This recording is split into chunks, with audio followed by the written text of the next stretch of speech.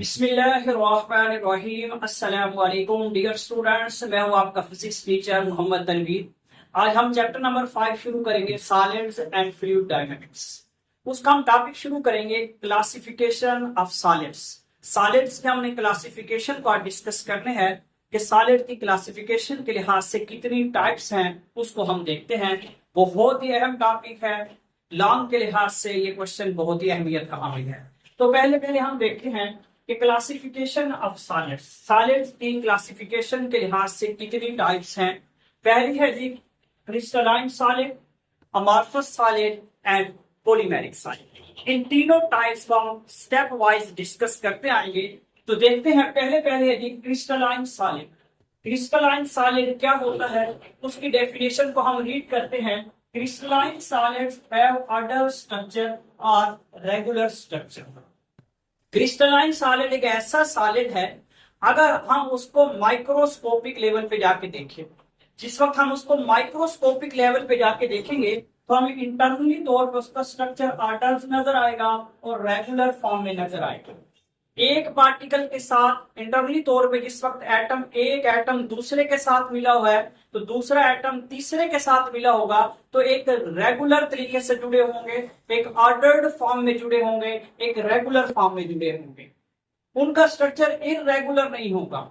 और ये जो स्ट्रक्चर है लॉन्ग रेंज तक इसी तरीके से चलता जाता है, शॉर्ट रेंज तक नहीं होगा।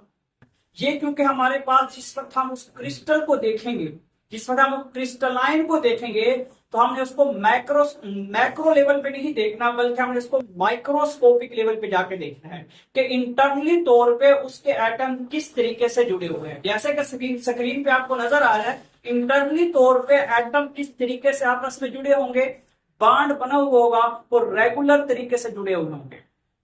अक्सर स्टूडेंट इस क्रिस्टलाइन पे भूल जाते हैं कि क्रिस्टल है। जब एक किसी गिलास वगैरह को देखते हैं वो चमकता हुआ नजर आता है, वो कहते हैं ये क्रिस्टल है।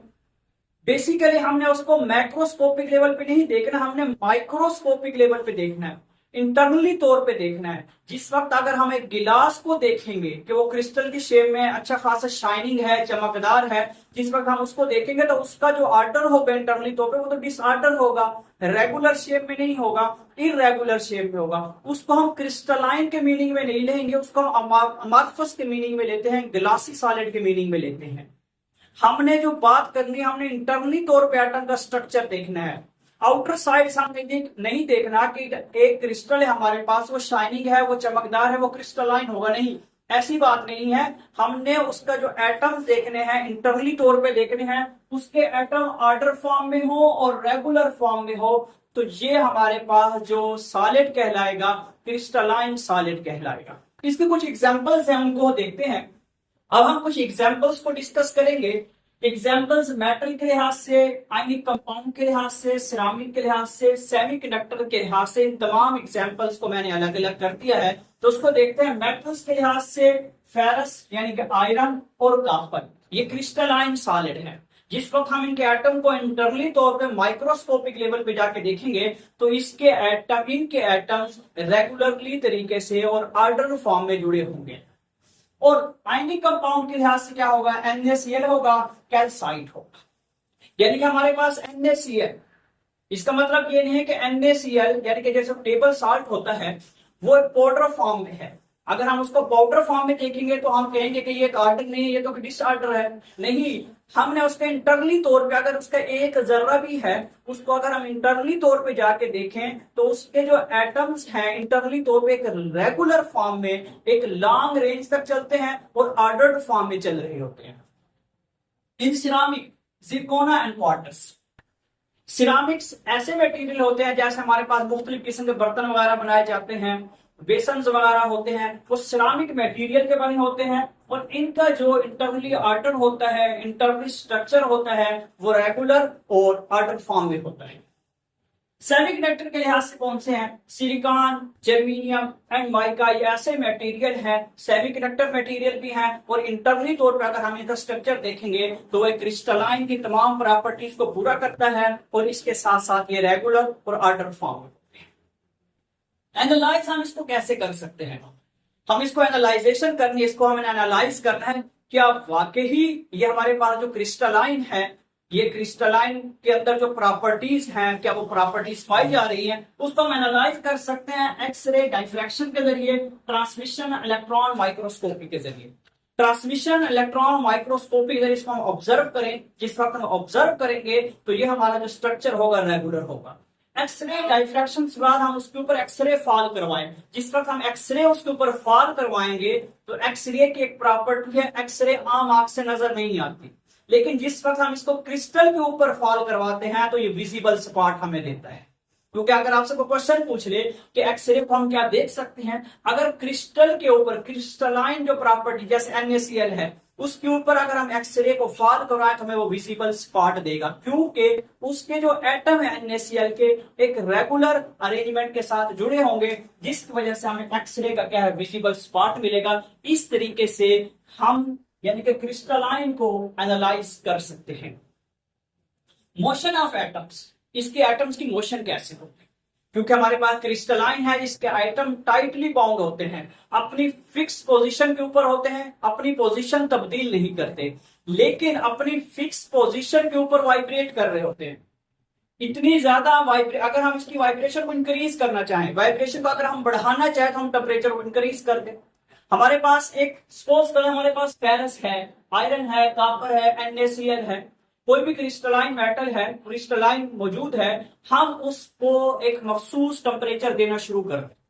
अगर हम उसको टेम्परेचर जैसे जैसे हम बढ़ाते जाएंगे उसकी जो वाइब्रेशन होगी अपनी फिक्स पोजीशन के ऊपर वो क्या करना शुरू कर देंगे, वाइब्रेट करना शुरू कर देंगे। मेल्टिंग पॉइंट, इसका जो मेल्टिंग पॉइंट होगा डेफिनाइट मेल्टिंग पॉइंट होगा। डेफिनाइट मेल्टिंग पॉइंट से मुराद ये है कि हमारे पास जो क्रिस्टलाइन है हम उसको टेम्परेचर दे रहे हैं, टेम्परेचर देते जा रहे हैं, टेम्परेचर देते जा रहे हैं। सपोज कर लें कि 100 डिग्री सेल्सियस पे वो तब्दील होना शुरू कर देता है। जिस वक्त 100 डिग्री सेल्सियस में वो तब्दील होना शुरू करता है तो इसका मतलब ये नहीं है कि एक पार्टिकल टूटेगा दूसरा पार्टिकल साथ वाला नहीं टूटेगा। अगर एक पॉइंट के ऊपर 100 डिग्री सेल्सियस के ऊपर उसके इंटरनली तौर पे एक पार्टिकल अगर टूटा है तो तमाम उसी 100 डिग्री सेल्सियस के ऊपर टूटना शुरू कर देंगे, क्योंकि इसका स्ट्रक्चर ऑर्डर्ड फॉर्म में है। एक को डिस्टर्ब करेंगे, अगर एक इंटरनली तौर पे एटम डिस्टर्ब हुआ है तो लॉन्ग रेंज तक तमाम के तमाम जहां तक हीट पहुंच रही है तमाम के तमाम पार्टिकल क्या हो जाएंगे जी, डिसऑर्डर फॉर्म में जाना शुरू कर देंगे। यानी कि इसका melting point definite melting point होगा। डू नॉट डेफिनाइट हम इसको नहीं कह सकते, डेफिनाइट मखसूस मेल्टिंग पॉइंट होगा। इस टॉपिक के अंदर एक वर्ड यूज किया है कोहेसिव फोर्स। कोहेसिव फोर्स किसको कहते हैं कि ऐसी फोर्स जिसके अंदर सेम पार्टिकल्स आपस में जुड़े हुए हों, ऐसी फोर्स जिसके अंदर सेम पार्टिकल्स आपस में बांड बनाया हुआ हो, आपस में जुड़े हुए हो, वो फोर्स हमारी कोहेसिव फोर्स कहलाती है। जिस वक्त हम टेम्परेचर इंक्रीज करना शुरू कर देंगे तो वो पार्टिकल जिस फोर्स के साथ आपस में जुड़े हुए थे वो फोर्स आहिस्ता आहिस्ता डिक्रीज होना शुरू हो जाएगी। जिस पॉइंट के ऊपर वो पार्टिकल जाके टूटना शुरू होगा इंटरनली तौर पे तमाम के तमाम एटम्स उसी पॉइंट के ऊपर डेफिनाइट टेम्परेचर के ऊपर टूटना शुरू कर देंगे। ये नहीं होगा कि इंटरनली तौर पे एक एटम टूट गया है आगे वाला एटम नहीं टूटेगा, क्योंकि वो एक ऑर्डर्ड फॉर्म में जुड़े हुए हो। एक को डिस्टर्ब करोगे तो आगे वाले तमाम के तमाम डिस्टर्ब होना शुरू हो जाएंगे। इस वजह से इसको हम कहते हैं कि डेफिनाइट मेल्टिंग पॉइंट। नेक्स्ट देखते हैं अमॉर्फस सॉलिड क्या होता है। अमॉर्फस सॉलिड, अमॉर्फस सॉलिड का दूसरा नाम एक और है, इसको हम ग्लासी सॉलिड भी कहते हैं। इसका दूसरा नाम है जी ग्लासी सॉलिड। अब ये होता क्या है उस चीज को हम देखेंगे। Amorphous mean without form, disordered और इररेगुलर। अमॉर्फस का मतलब है कि इसके इंटरनली जो पार्टिकल होंगे, अगर उस पार्टिकल को उस एटम जो हमारे पास एक क्रिस्टल होगा उसको अगर हम इंटरनली तौर पे जाके माइक्रोस्कोपिक पे जाके देखेंगे तो उसके जो पार्टिकल होंगे वो डिसऑर्डर फॉर्म में होंगे, इररेगुलर फॉर्म में होंगे, और उसके साथ साथ उसकी कोई इंटरनली तौर पर कोई शेप नहीं होगी। एक जगह के ऊपर एटम जुड़े हुए हैं, थोड़ा सा डिस्टेंस के ऊपर जाके फिर यानी कि उसका जो स्ट्रक्चर होगा वो टूट जाएगा, नया स्ट्रक्चर बन रहा होगा इंटरनली तौर पे, तो इस फॉर्म को एज अ डिसऑर्डर्ड फॉर्म में लेते हैं। इसके साथ साथ हम यूं कह सकते हैं कि इसकी जो एग्जांपल्स हैं, एग्जाम्पल हम एक गिलास को लेते हैं, वो बहुत ही क्रिस्टल है, बहुत ही शाइनिंग है, बहुत ही चमकदार है, लेकिन जिस वक्त हम उसको इंटरनली तौर पे माइक्रोस्कोपिक लेवल पे जाके देखेंगे तो उसके जो पार्टिकल होंगे एक फॉर्म के अंदर नहीं होंगे, उसका जो स्ट्रक्चर होगा रेगुलर नहीं होगा, उसका स्ट्रक्चर एक ऑर्डर्ड फॉर्म में नहीं होगा बल्कि डिसऑर्डर्ड फॉर्म में होगा। कुछ हिस्से पे आपस में बेहतरीन तरीके से जुड़े होंगे, थोड़े से डिस्टेंस के बाद फिर उनका जो स्ट्रक्चर चेंज हो जाएगा। ऐसा स्ट्रक्चर हमारा अमॉर्फस सॉलिड के मीनिंग में आता है। इसकी एग्जांपल्स क्या है? इसकी एग्जांपल्स ग्लास है, या हम फ्यूज्ड सिलिकॉन कह सकते हैं, यानी कि हमारे पास जो सिलिकॉन है प्योर सिलिकॉन है या इम्प्योर सिलिकॉन है, या हमने सिलिकॉन को किसी के साथ डिफ्यूज कर दिया, किसी पेंटावोलेंट एटम के साथ या ट्राइवोलेंट एटम के साथ आपस में जोड़ दिया है, वहां से हम एन क्रिस्टल बनाते हैं या पी क्रिस्टल तैयार करते हैं, जैसे सेमीकंडक्टर की एक फॉर्म है, उस पर हम नहीं जा रहे। सिंपल बताता हूं कि सिलिकॉन फ्यूज्ड सिलिकॉन से मुराद प्योर सिलिकॉन नहीं है, इम्प्योर है, किसी न किसी के साथ वो जुड़ा हुआ है, तीसरे ग्रुप के साथ जुड़ा हुआ है या पांचवें ग्रुप के साथ जुड़ा हुआ है, क्योंकि silicon fourth group of element होता है। तो ऐसा सिलिकॉन हमारा फ्यूज्ड सिलिकॉन कहलाता है। और इसके इंटरनली जो पार्टिकल होंगे वो रेगुलर नहीं होंगे बल्कि क्या होंगे, ये इरेगुलर। लिक्विड, सॉलिड लिक्विड से क्या मुराद है? अब सॉलिड लिक्विड से मुराद क्या है? अब हमारे पास सॉलिड है और साथ क्या है जी, लिक्विड है। अब हमें पता है जो लिक्विड है, लिक्विड का ना ही कोई आर्डर होगा, जिस वक्त उसका कोई आर्डर नहीं होगा ना ही उसकी कोई शेप होगी, और उसके जो पार्टिकल हैं वो दूर दूर मौजूद होते हैं। और सॉलिड के अंदर क्या पाया जाता है? सॉलिड की एक मखसूस शेप तो होती है, सॉलिड की एक मखसूस शेप होती है, फिक्स पोजीशन के ऊपर मौजूद होते हैं, लेकिन जिस वक्त अमॉर्फस सॉलिड की बात की जाएगी उसके पार्टिकल मखसूस जगह पे फिक्स तो होंगे लेकिन ऑर्डर्ड नहीं होंगे। यानी कि लिक्विड और सॉलिड के अंदर एक पॉइंट दोनों के अंदर सेम होगा, यानी कि दोनों ऑर्डर्ड फॉर्म में नहीं होंगे, दोनों डिसऑर्डर्ड फॉर्म में होंगे। लेकिन लिक्विड के पार्टिकल जो मोशन होगी वो फिक्स नहीं होगी, लेकिन जो सॉलिड की मोशन होगी वो क्या है जी, फिक्स होगी। Amorphous solid are more like liquids with their disordered structure. Amorphous solid को हम लिक्विड फॉर्म के अंदर भी कह सकते हैं, जैसे लिक्विड एक डिसऑर्डर्ड स्ट्रक्चर के अंदर होता है, इसी तरह हम कह सकते हैं जो अमॉर्फस सॉलिड है वो लिक्विड की तरह एक डिसऑर्डर स्ट्रक्चर रखता है। मेल्टिंग पॉइंट, इसका मेल्टिंग पॉइंट डेफिनाइट नहीं होगा, do not have definite melting point, मखसूस मेल्टिंग पॉइंट नहीं होगा। जिस वक्त आप इसको टेम्परेचर देंगे इसके पार्टिकल का कुछ हिस्सा टूट जाएगा इंटरनली तौर पे, कुछ नहीं टूटेगा क्योंकि ऑर्डर्ड नहीं है, डिसऑर्डर्ड फॉर्म में है। 800 डिग्री सेल्सियस के ऊपर क्या होगा? अब 800 डिग्री सेल्सियस का जिक्र किया है कि अगर हमारे पास कोई गिलास है या फ्यूज सिलिकॉन है, गिलास की एग्जांपल देते हैं, गिलास को हम पिघला रहे हैं, पिघला के मुख्तलिफ शेप तैयार की जाती है, मुख्तलिफ बर्तन तैयार की जाती है, मुख्तलिफ यानी कि मटेरियल हम उससे तैयार करते हैं।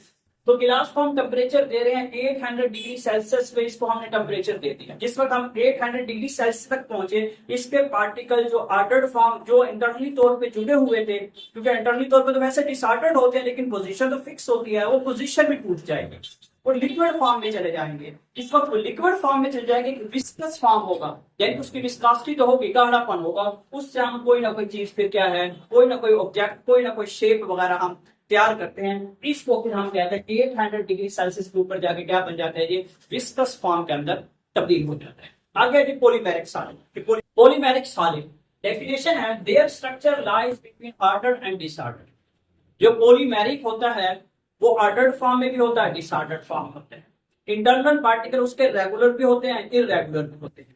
पॉलीमेरिक जो प्रॉपर्टीज है वो इंटरमीडिएट कंडीशन रखता है, वो क्रिस्टलाइन की प्रॉपर्टीज भी रखता है, ग्लासी सॉलिड यानी अमॉर्फस की प्रॉपर्टीज रखता है। दोनों प्रॉपर्टीज जिसके अंदर मौजूद हो उसको हम पॉलीमेरिक सॉलिड कहते हैं। और इसका एक प्रोसेस होता है पॉलीमराइजेशन, वो क्या है, उसकी डेफिनेशन क्या है? Polymerisation process of combining small molecule. हमारे पास पॉलीमेरिक यानी कि छोटे छोटे पार्टिकल्स थे, छोटे छोटे एटम्स मौजूद थे, छोटे छोटे एलिमेंट्स मौजूद थे, इनटू लॉन्ग चेन, उसको हमने इकट्ठा कर दिया।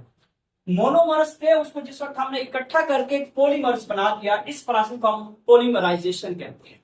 स्मॉल मॉलिक्यूल्स को मिला के एक लॉन्ग चेन मॉलिक्यूल बना दिया जाए, उसको हम कहते हैं जी पॉलीमेरिक, पॉलीमर्स कहते हैं, और इस प्रोसेस को पॉलीमराइजेशन कहलाता है। जैसे आमतौर पे प्लास्टिक की मुख्तलिफ चीजें तैयार होती हैं, छोटे छोटे डॉट्स की फॉर्म में पार्टिकल्स होते हैं, उसको हम मिलाते हैं, मुख्तलिफ प्लास्टिक की चीजें तैयार करते हैं।